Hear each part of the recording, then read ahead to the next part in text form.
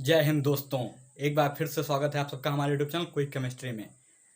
जैसा कि आप सब देख रहे होंगे कि आज बहुत दिन के बाद हमारा वीडियो शूट होने जा रहा है और ये अपलोड होगा आज चैनल पे। तो आज हम बात क्या करेंगे, जैसे हम लोगों ने रासायनिक बलगत की चैप्टर कंटिन्यू किया था तो उसका हमने लेक्चर 1 पहले ही डाल दिया था। अब बीच में मेरे एग्जाम से इसलिए थोड़े दिन से मेरा यूट्यूब चैनल मेरा काम जो है रुका हुआ था, इसलिए अब मुझे टाइम मिला तो अब मैं आपको फिर से रासायनिक बलगत की क्लास 12 का पढ़ाऊँगा। तो लेक्चर 1 में मैंने आप लोगों को क्या पढ़ाया था कि अभिक्रिया का वेग, दर नियम, वेग नियम, इन सब बातों के बारे में मैंने आपको बताया था। तो आज हम क्या बात करने वाले हैं कि अभिक्रिया के वेग को प्रभावित करने वाले कारक कौन से हैं। जैसे मान लो कोई अभिक्रिया हो रही है A+B एरो C, तो इसका जो वेग होगा, मतलब कितनी तेजी से ये अभिक्रिया संपन्न हो रही है, कितनी तेजी से ये अभिक्रिया कंप्लीट हो रही है, तो जो ये वेग होगा V या फिर R होगा जो वेग, तो इसको कौन सी चीजें अफेक्ट कर सकती हैं, कौन सी चीजें उसको प्रभावित कर सकती हैं कि क्या हम चेंजेस करेंगे तो हमारा वेग ज्यादा हो जाएगा या फिर कम हो जाएगा। तो कौन कौन से मेन कारक होते हैं प्रभावित करने वाले। नंबर 1 होती है सांद्रता, उसके बाद होता है ताप, उसके बाद होता है दाब, उत्प्रेरक और पृष्ठ क्षेत्रफल। ये सब मेन कारक हैं किसके, हमारे अभिक्रिया के वेग को जो प्रभावित कर सकते हैं। तो अब जैसे आपको मैं एक कहानी सुनाता हूं। जैसे होता क्या है, जैसे कोई भी रिएक्शन मान लो संपन्न होती है, तो मान लीजिए ये ए के मॉलिक्यूल हैं, ये बी के हैं, तो मान लीजिए ये ए के मॉलिक्यूल्स हैं, ये बी के हैं। तो अगर ए और बी के बीच में रिएक्शन हो रही है तो होगा क्या, ये जो मॉलिक्यूल्स हैं ये आपस में क्या है, रिएक्शन करेंगे। रिएक्शन का मतलब ये क्या है, आपस में टकराएंगे, तभी तो हमारा दूसरा नया प्रोडक्ट मिलेगा जो सी है हमारे पास। तो होता क्या है, जैसे जब हमारे पास कोई भी रिएक्शन होती है तो क्या रिएक्शन किसके द्वारा संपन्न होती है, टक्करों के द्वारा। जो हमारे अभिकारक के मॉलिक्यूल्स होते हैं, अभिकारक के अणु होते हैं, वो आपस में टक्कर करते हैं, फिर क्या होता है, हमारा नया अणु प्राप्त हो जाता है जो हमारा क्या होता है, उत्पाद होता है। तो होता क्या है, जैसे बात करें तो सांद्रता की, तो सांद्रता का हमने मतलब पहले ही बताया था। सांद्रता का मतलब होता है कि मतलब हम जो भी अणु ले रहे हैं वो कितना अमाउंट में ले रहे हैं। जैसे मोल प्रति लीटर की बात करें तो मतलब प्रति आयतन में कितने हम मोल ले रहे हैं अभिकारक के अणुओं के, तो वो हमारी सांद्रता होती है। तो जितनी सांद्रता हम बढ़ाएंगे, सांद्रता बढ़ाने का मतलब क्या है कि अणुओं की संख्या भी बढ़ेगी, अणुओं की संख्या भी बढ़ेगी। मान लीजिए 1 मोलर ए लिया हमने और अब अगली बार 2 मोलर ए ले लिया, तो 1 मोलर ए में क्या होगा, अणुओं की संख्या कम होगी, 2 मोलर ए में अणुओं की संख्या ज्यादा होगी। तो इसका मतलब क्या है, इसका रेट फास्ट होगा या फिर रेट इसका क्या होगा, ज्यादा होगा, वेग ज्यादा होगा। तो होता क्या है कि जैसे जब सांद्रता बढ़ाते हैं तो अणुओं की संख्या बढ़ती जाती है, अणुओं की संख्या बढ़ती है तो उससे क्या है, टक्कर भी ज्यादा होती है, क्योंकि अगर ये 100 मॉलिक्यूल होंगे तो 100 बार टक्कर करेंगे, 200 मॉलिक्यूल होंगे तो 200 बार टक्कर करेंगे। इसका मतलब क्या है, जितने मॉलिक्यूल ज्यादा होंगे उतनी ज्यादा टक्करें होंगी, और जितनी ज्यादा टक्करें होंगी उतनी ही ज्यादा क्या होगी, हमें उत्पाद हमारा प्राप्त होगा। मतलब क्या है, हमारा वेग बढ़ जाएगा। तो यही हमने लिखा है कि अभिकारकों की सांद्रता बढ़ाने पर अभिक्रिया का वेग भी बढ़ जाता है, क्योंकि सांद्रता बढ़ाने पर अभिकारक अणुओं की संख्या बढ़ जाती है, वह अणुओं की संख्या बढ़ने से टक्करों की संख्या बढ़ जाती है, अतः वेग भी बढ़ जाता है। तो इस तरीके से हम इसको एक्सप्लेन कर सकते हैं। इसके बाद बात करते हैं ताप के प्रभाव की। ताप का प्रभाव, तो ये भी बहुत सिंपल है। जिस ताप की बात करें, टेम्परेचर की, तो आप एक चीज तो जानते हैं कि जैसे अगर मान लीजिए कोई भी रिएक्शन कराई जा रही है, मान लीजिए ये बीकर है, इसमें हमने अपना अभिकारक डाला है और नीचे से गर्म कर रहे हैं, और मान लीजिए हमने पहली बार 50 डिग्री सेल्सियस पर गर्म किया, उसके बाद 100 डिग्री सेल्सियस पर गर्म किया, तो किसमें मतलब ज्यादा तरीके से रिएक्शन होगी, 100 डिग्री सेल्सियस वाले में। मतलब क्या, ज्यादा तापमान पर होता क्या है कि अणुओं की गतिज ऊर्जा बढ़ जाती है। जैसे मान लीजिए ये बीकर है आपका, इसमें हमने कोई भी अभिकारक के मॉलिक्यूल्स ले लिए, ठीक है, और हमने इसको बहुत तेजी से गर्म कर दिया। मान लीजिए मैंने एक बार 25 डिग्री सेल्सियस पर गर्म किया है, एक बार मान लीजिए इसी बीकर को 100 पर गर्म कर दिया है, तो क्या होगा, 25 डिग्री सेल्सियस पर जो ये मॉलिक्यूल्स होंगे ये कम टक्कर करेंगे। मतलब ये, क्योंकि टक्कर करने का मतलब क्या है कि जो ये मॉलिक्यूल्स हैं, अगर हम ज्यादा तापमान पर इसको गर्म करेंगे तो क्या है, वो ज्यादा इधर उधर घूमेंगे। ज्यादा घूमने का मतलब क्या है कि ज्यादा टक्कर होगी, ज्यादा टक्कर होगी, इसका मतलब क्या है, हमारा वेग जो होगा ज्यादा हो जाएगा। मतलब हमारी रिएक्शन क्या है, कम टाइम में पूर्ण हो जाएगी। जैसे 25 डिग्री सेल्सियस वाले में अगर हम उत्पाद प्राप्त करना चाहें तो हम 1 घंटे में प्राप्त करेंगे, वहीं 100 डिग्री सेल्सियस में हो सकता है हम 20 मिनट में ही वही रिएक्शन कंप्लीट करा दें। तो ये क्या है, हम तापमान को भी कैसे बता सकते हैं कि ताप बढ़ाने पर क्या है, वेग बढ़ेगा। ताप बढ़ाने पर अभिक्रिया का वेग बढ़ता है। मैं थोड़ा सा क्या है मतलब कॉन्सेप्चुअल चीज़ों पर ज़्यादा ध्यान दे रहा हूँ, मतलब कि जैसे समझाने में ज़्यादा ध्यान दे रहा हूँ, इसलिए आप समझने की कोशिश करें। बाकी थ्योरी तो आप किताब से भी लिख सकते हैं, है ना, तो आप इसको चाहें तो नोट कर सकते हैं। आगे बात करते हैं दाब के प्रभाव की। तो दाब का प्रभाव भी बहुत सिंपल है। जैसे बात करें रिएक्शन की तो जैसे होगा क्या, हम जानते हैं कि जैसे मोलर सांद्रता को किससे दर्शाते हैं, यम से, ठीक है। और जैसे दाब है, दाब क्या होता है, हम जानते हैं कि दाब किसके बिल्कुल उल्टा होता है, आयतन के। तो होता क्या है, अगर हम दाब बढ़ाएंगे तो क्या होगा, आयतन घट जाएगा, और आयतन जब घट जाएगा तो हमारी मोलर सांद्रता क्या होगी, ये बढ़ जाएगी।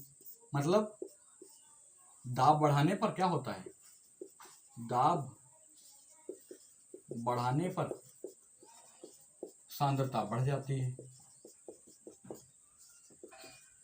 बढ़ जाती है।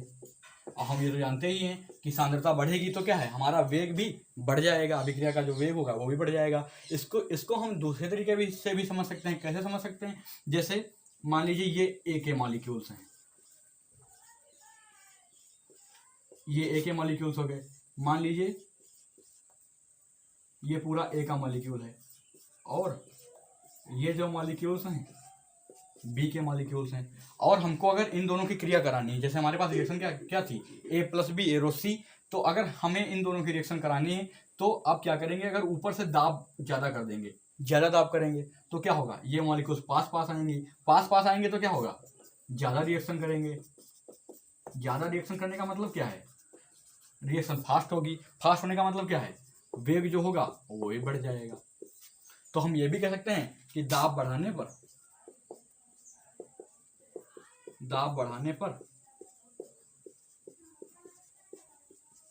अभिक्रिया का वेग बढ़ जाता है। अब सीधी सी बात है, अगर दाब बढ़ाने पर अभिक्रिया का वेग बढ़ जाता है तो दाब घटाने पर अभिक्रिया का वेग घट जाएगा। क्यों बढ़ जाता है, क्योंकि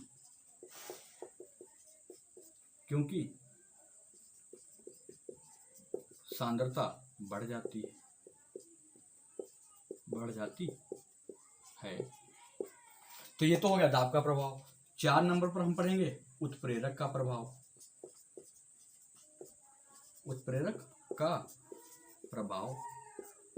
तो उत्प्रेरक का भी हमारी रिएक्शन पर बहुत सारा प्रभाव पड़ता है कि हमारा मतलब कितनी देर में रिएक्शन कंप्लीट होगी। तो इसे हम कैसे बताएंगे, तो जैसे होता क्या है, जो धनात्मक उत्प्रेरक होते हैं, धनात्मक उत्प्रेरक ये क्या है, वेग को बढ़ाते हैं, अभिक्रिया के वेग को। और जो ऋणात्मक उत्प्रेरक होते हैं ये क्या है, वेग को घटाते हैं। और ये कार्य कैसे करते हैं उत्प्रेरक, ये उत्प्रेरक का काम क्या होता है, ये कैसे वेग को घटाते बढ़ाते हैं। उत्प्रेरक क्या करते हैं, जो संक्रियण ऊर्जा होती है, संक्रियण ऊर्जा, ये हम आगे पढ़ने वाले हैं, इसको ईए से दर्शाते हैं। इसको क्या करते हैं, कम करते हैं। अब कम करके ही जो रिएक्शन है, रिएक्शन का वेग बढ़ा देते हैं,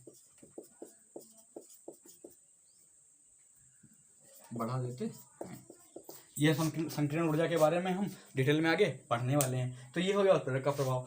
अभी एक चीज और भी बची हुई है, वो है कि मतलब हम जो है पृष्ठ क्षेत्रफल का प्रभाव, चाहें तो आप इसको नोट भी कर सकते हैं, स्क्रीनशॉट भी ले सकते हैं इसको।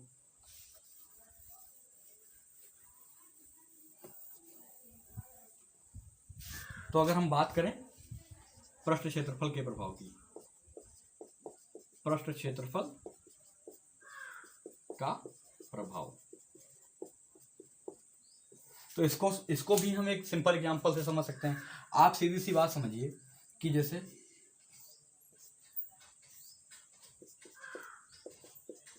ए और बी को मान लीजिए इस पात्र में रखा गया, फिर रिएक्शन कराई गई, और ए और बी को इस पात्र में रखा गया, तब रिएक्शन कराई गई। या फिर बात करें ए का पृष्ठ क्षेत्रफल इतना बड़ा है और अगली बार ए का क्षेत्रफल इतना बड़ा लिया गया, तो रिएक्शन कहाँ पर तेजी से होगी, कहाँ पर कंफर्टेबली होगी, क्योंकि हम जानते हैं कि छोटे से स्थान में क्या है, मतलब इतनी जल्दी से रिएक्शन नहीं हो पाती है अणुओं की। तो यहाँ पर क्या है, ज़्यादा स्थान है, मतलब यहाँ पर पृष्ठ क्षेत्रफल ज़्यादा है, यहाँ पर कम है, तो पृष्ठ क्षेत्रफल बढ़ाने पर क्या होता है, अभिक्रिया का वेग भी बढ़ जाता है। तो ये भी हम लिख सकते हैं, कैसे लिखेंगे, अभिकारक अणुओं के पृष्ठ क्षेत्रफल बढ़ने पर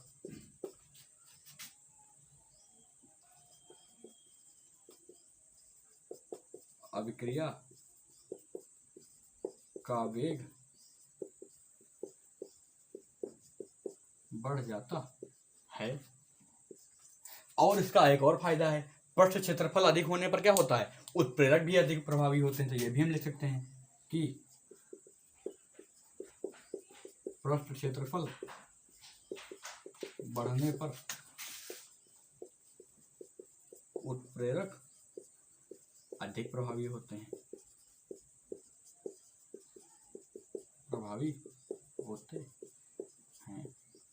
तो इसलिए मैंने आपके हर एक पॉइंट को एक कहानी के रूप में समझा दिया है।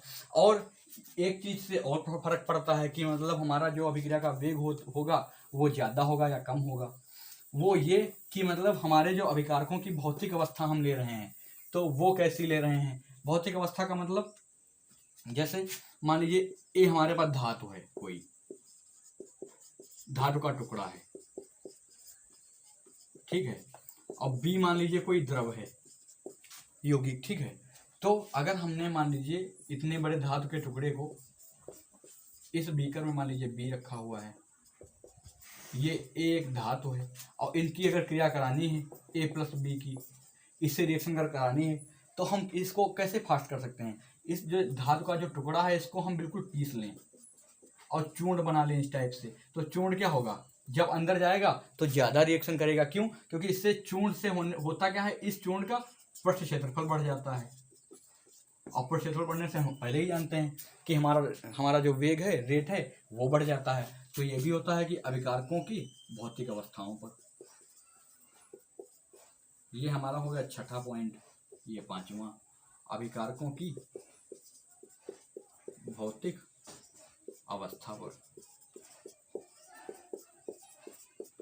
तो हम कैसे लिख सकते हैं कि धातु के बजाय उसका चूर्ण प्रयोग करें। तो इस तरीके से भी हम इसको बता सकते हैं। तो ये हमारा अभिक्रिया को प्रभावित करने वाले, अभिक्रिया के वेग को प्रभावित करने वाले कारक हमारे संपन्न हुए। अब हम आगे पढ़ेंगे आणविकता और कोटि। बात करते हैं अभिक्रिया की आणविकता की। तो समझिए आणविकता को अगर तोड़ें तो इसमें अणु का समावेश आपको दिख रहा होगा कि आणविकता, तो आणविकता मतलब अणु। तो होता क्या है, जैसे मान लीजिए कोई रिएक्शन हो रही है, जैसे मान लीजिए रिएक्शन हो रही है HCl plus KNO3 arrow HNO3 plus KCl, और किसी ने पूछा कि इस अभिक्रिया की आणविकता बताइए, तो आपको सिंपली कुछ नहीं करना है, जितने भी अभिकारक अणु हैं उन सब के अणुओं की संख्या गिन लीजिए। जैसे इसमें अभिकारक कौन सा पार्ट है, ये वाला HCl और KNO3 क्या है, दोनों अभिकारक हैं। तो HCl के कितने अणु लिए जा रहे हैं, एक, KNO3 का एक, तो टोटल अणु कितने हो गए, 1 + 1 = 2। मतलब इस अभिक्रिया की आणविकता कितनी हो गई, 2। तो होता क्या है, हमने लिखा भी है ऊपर, किसी रासायनिक अभिक्रिया में भाग लेने वाले अभिकारकों के अणुओं की संख्या को ही उस अभिक्रिया की आणविकता कहा जाता है।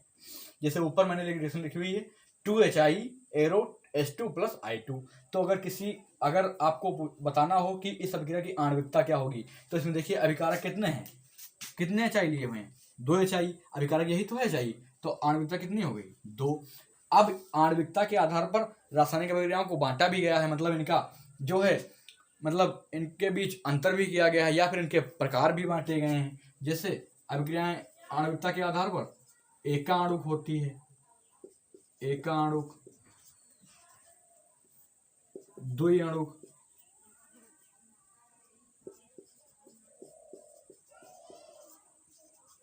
और त्रिअणु।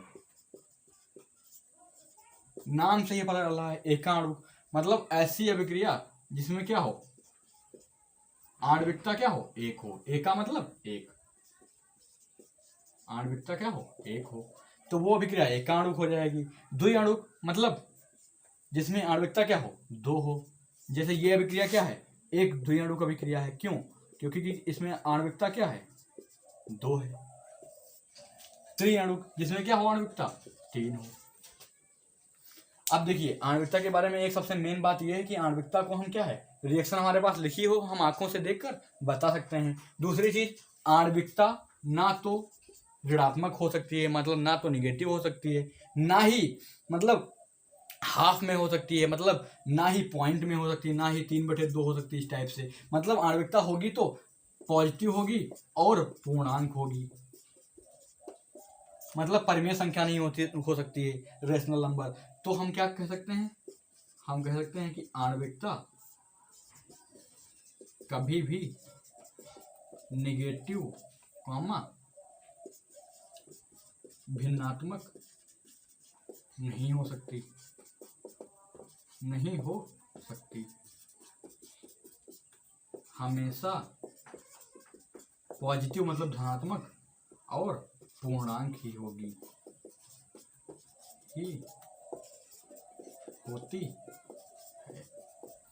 तो ये हमारी आणविकता होगी। देखिए और एक चीज इसमें आगे टर्म आएगी कोटि। तो कोटि को आणविकता से कंपेयर मत कीजिएगा कि मतलब अगर इसकी आणविकता 2 है तो इसकी कोटि भी 2 होगी। कोटि अलग है, आणविकता अलग है। तो अगर आप ये आणविकता समझ गए होंगे तो अभी हम आगे कोटि के बारे में बात करेंगे। इसका चाहें तो आप स्क्रीनशॉट भी ले सकते हैं। देखिए अब बात करते हैं अभिक्रिया की कोटि की। तो देखिए आणविकता को हम अभिक्रिया को देखकर बता सकते थे, लेकिन कोटि को हम अभिक्रिया को देखकर नहीं बता सकते।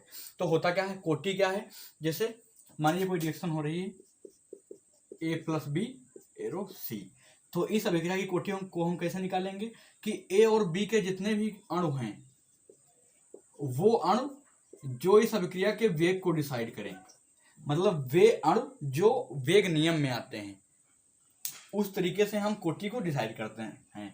तो होता क्या है कि जैसे कोटि को डिसाइड करना है तो हम वेग नियम की हेल्प लेते हैं। अब जैसे मान लीजिए रिएक्शन है Ma प्लस Nb एरो उत्पाद, मान लीजिए कोई भी हमारे उत्पाद बन रहे हैं। तो इसका अगर हमें दर नियम लिखना है या फिर वेग नियम लिखना है तो हम कैसे लिखेंगे। वेग नियम का मतलब क्या होता है, हम वेग ही तो लिखते हैं dx/dt, ये क्या है, वेग ही तो है। तो वेग बराबर dx/dt कैसे लिखेंगे, रेट कांस्टेंट मतलब वेग स्थिरांक, ए का मोलर द्रव्यमान और यम, इसके यम मोल लिए गए हैं तो ए की पावर यम और बी की पावर यन। तो देखिए यहाँ पर यम और यन क्या है, अणुओं की संख्या है। तो ये जो यम और यन आएंगे इसमें, किसमें, इसमें मतलब वेग नियम में, इस वेग नियम में जो आएंगे, ये वेग नियम क्या होता है, ये एक्सपेरिमेंटली डिसाइड किया जाता है, मतलब प्रयोग से डिसाइड किया जाता है। हम ऐसे कॉपी पर लिख के नहीं बता सकते हैं। तो जो ये यम और यन का वैल्यू होगा, मतलब यम प्लस यन को जोड़ के, यही है कोटि। जैसे अगर यहाँ पर यम प्लस यन की वैल्यू मान लीजिए 0 आ गई तो कोटि 0, 1 आ गई तो कोटि 1, 2 आ गई तो कोटि 2। तो इस तरीके से हम कोटि डिसाइड करते हैं। बस कोटि के बारे में एक इंपॉर्टेंट बात क्या है कि कोटि क्या है, भिन्नात्मक भी हो सकती है, मतलब पॉइंट्स में भी हो सकती है कि 0.5 भी हो सकती है, या फिर 1/2 भी हो सकती है, 3/2 भी हो सकती है, 4 भी हो सकती है, 5 भी हो सकती है। तो कोटि के बारे में यही है कि मतलब कोटि क्या है, परिमेय संख्या भी हो सकती है, केवल पूर्णांक ही नहीं हो सकती है। तो हम नीचे एक बात भी लिख सकते हैं कोटि के बारे में कि कोटि पॉजिटिव, नेगेटिव और परिमेय संख्या, परिमेय संख्या मतलब भिन्नात्मक मतलब बटे में, या फिर पूर्णांक आदि भी हो सकती है। खैर माइनस में मैंने नहीं सुनी है अभी तक, तो माइनस काट दीजिए। कोटि क्या है, पॉजिटिव, परिमेय संख्या, पूर्णांक आदि भी हो सकती है। जबकि आणविकता क्या थी, आणविकता हमारे पास पूर्णांक थी कि मतलब हमारे पास पूर्णांक हो सकता है 2 3 4 5, 1 2 3 4 5 0, बाकी मतलब ये जो है हमारे पास शून्य भी हो सकती है। आणविकता के बारे में ये भी बात थी कि आणविकता क्या है, शून्य नहीं हो सकती, क्योंकि कोई भी अगर रिएक्शन हो रही है तो उसमें शून्य मॉलिक्यूल तो नहीं होंगे, तभी तो रिएक्शन नहीं हो रही है। मतलब अगर 0 मॉलिक्यूल होंगे तो रिएक्शन होगी ही नहीं। लेकिन कोटि में ऐसा नहीं है, कोटि 0 भी हो सकती है, 1 भी, आधा भी, पौना भी, 3/4 भी, 10/8 भी, इस तरीके से भी कोटि हो सकती है। और कोटि को हम क्या करते हैं, कोटि प्रयोग करके बताई जाती है। मतलब हम कोटि को रिएक्शन देखकर नहीं बता सकते, प्रयोगों के आधार पर ही बता सकते हैं। जैसे अगर एक एग्जांपल लें कि एक अगर मेन रिएक्शन पहले आपको समझ में आ गया हो तो आप नोट कर लीजिए या फिर स्क्रीनशॉट ले लीजिए, अगर नहीं समझ में आया तो एक बार फिर से देख लीजिए। तो कोटि होती क्या है, जैसे आणविकता और कोटि में मेन अंतर यही है कि अगर इस अभिक्रिया की कोई आणविकता कहे आपसे तो m+n इसकी आणविकता है, ठीक है। लेकिन अगर यहाँ पर बात करें कि ये m+n भी हो सकता है और यहाँ पर a और b हो सकता है, मतलब हो सकता है जैसे मान लीजिए, एक बार और समझ लीजिए, जैसे 2a + 3b एरो हमारे पास कोई भी प्रोडक्ट है, ठीक है। तो इसमें अगर आणविकता और कोट हमें बतानी हो तो सबसे पहली बात ये समझ लीजिए कि इसकी आणविकता क्या होगी, 2 + 3 = 5 हो जाएगी, तो ये पंचाणु की अभिक्रिया हो जाएगी। लेकिन अगर कोटि की बात करें तो कोटि 5 हो भी सकती है, नहीं भी हो सकती है। कि कोटि किससे डिसाइड होती है कि जो ये हमारा वेग होगा, क्योंकि ये जो वेग होगा ये 2 के बराबर और b³ भी हो सकता है, और हो सकता है यहाँ से इसका 1 मॉलिक्यूल कंट्रीब्यूट करे, इसका 2। मतलब ये जरूरी नहीं है कि यहाँ के 2 मॉलिक्यूल्स ही इस वेग को डिसाइड करेंगे, हो सकता है 2 में से आधा मॉलिक्यूल डिसाइड करे, तो हो सकता है ये वेग इस प्रकार भी लिखा जाए कि आधा यहाँ से लिया गया और 3 में से 1 इसका कंट्रीब्यूट किया, किसमें, वेग निकालने में हमारा। क्योंकि मेन कोटि क्या है, कोटि वही है जहाँ से हम जितने मॉलिक्यूल से हम उसका वेग निकालते हैं। तो यहाँ से हो सकता है इसकी कोटि 1.5 भी आ जाए। तो यही मेन अंतर है कोटि और आणविकता में। थोड़ा सा और क्लियरली आप समझ लीजिए, क्योंकि थोड़ा सा कॉम्प्लिकेटेड ये टॉपिक है।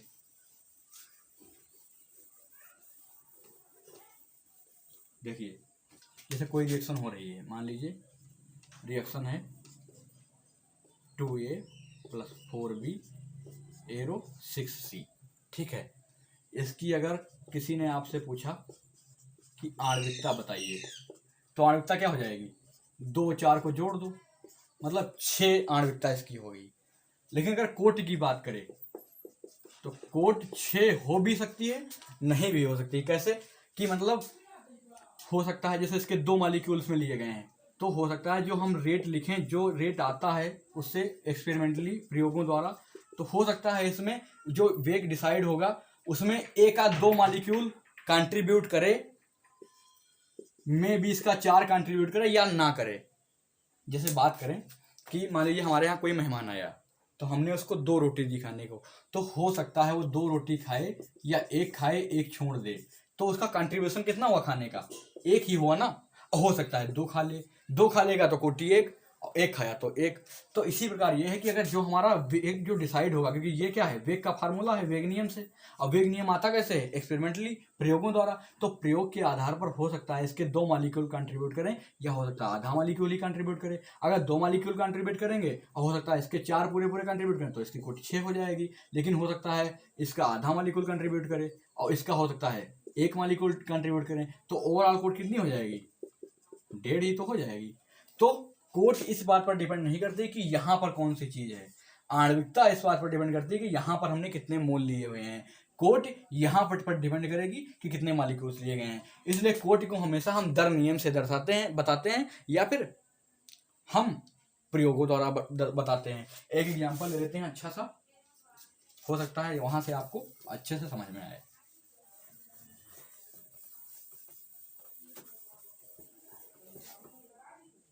जैसे मान लीजिए मैंने रिएक्शन लिखी, ऐसे ही लिख लेते हैं, 2m + 3n एरो 4p, ठीक है। मान लीजिए मैंने वेग नियम दे दिया। वेग नियम का मतलब, मान लीजिए मुझे वेग नियम पता है प्रयोगों के आधार पर कि वेग क्या होगा, dx/dt। dx/dt क्या है, वेग ही तो है, कि वेग क्या होगा, k m की पावर मान लीजिए आधा है, n की पावर मान लीजिए 2 है।